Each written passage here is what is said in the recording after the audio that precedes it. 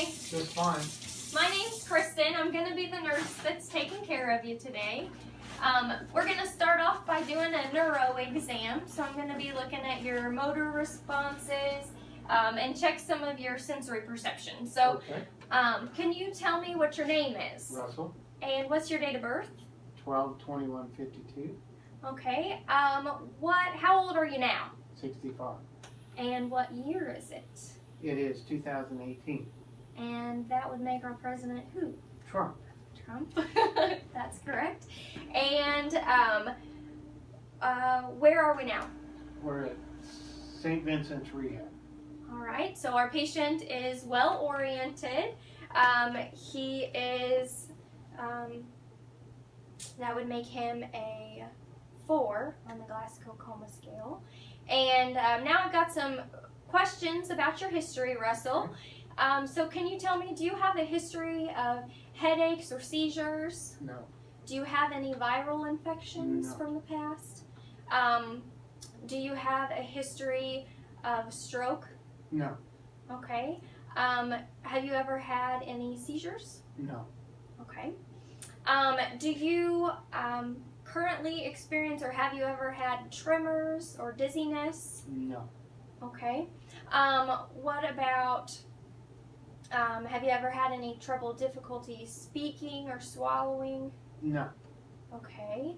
Have you had trouble with coordination? Have you noticed a change in coordination No. or picking up items? Or No.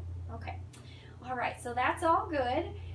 So now what we're going to do, this patient, he's passed all of his orientation questions. He has nothing in his history that would lead me to believe that there should be any neurological deficits. So now we're just going to do a basic screening. If we encounter anything in the screening, then we'll go a little bit deeper into our findings and our assessment. Russell, I'm going to be checking your eyes. So if you could look straight ahead for me, and I'm going to shine the light in your eyes.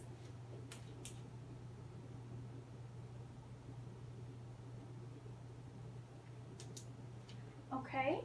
And then if you can follow my finger for me.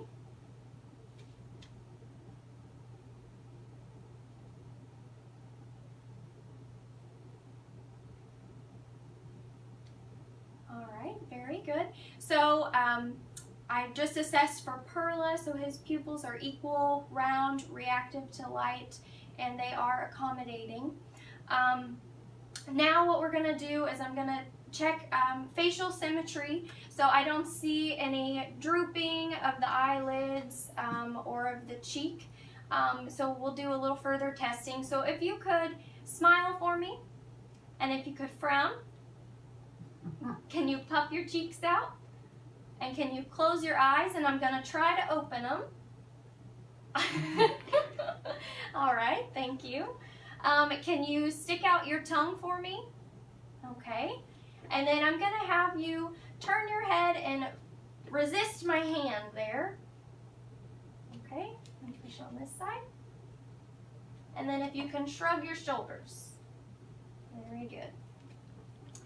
Okay, so now we're going to move on with our assessment. We'll be checking motor responses. So if you can put your arms straight out in front, and we're going to see if there's any drifting. So we wait about 10 seconds and see if there's any weakness on one side. Seems adequate. So Russell, if you can push down on my hands, and if you can pull up towards my hands, and then if you can grasp my fingers, and it's equal strength on both sides. And then now we're going to go into the legs here. So if you could lay supine for me.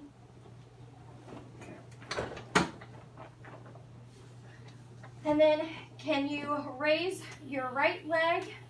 And again, we're going to check for drifting. Wait for 5 seconds or so. And then if you can raise the left leg and put the right leg down.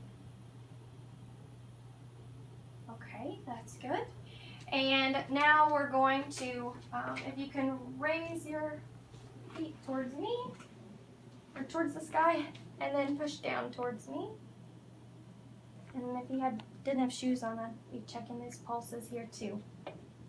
So adequate strength on both sides. Now, Russell, I'm going to check your sensory perception. So if you could close your eyes for me, and I'm going to pinpoint on different parts of your body, and if you could precisely locate where you feel the touch at. Right forearm.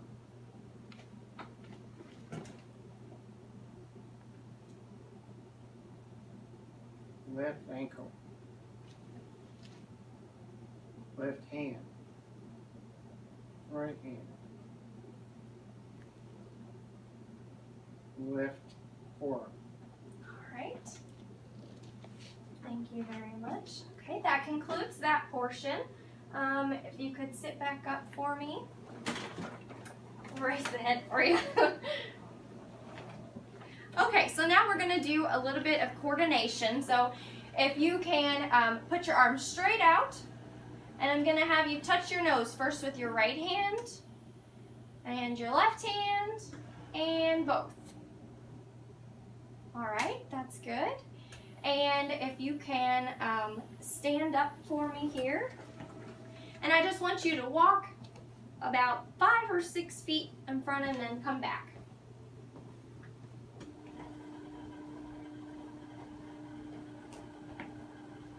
Okay, and this time I want you to do the same thing, except we'll do heel to toe.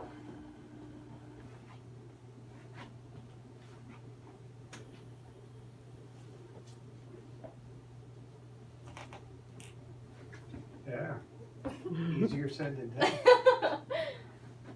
All right, that's great. And then if you can stand in one place and close your eyes.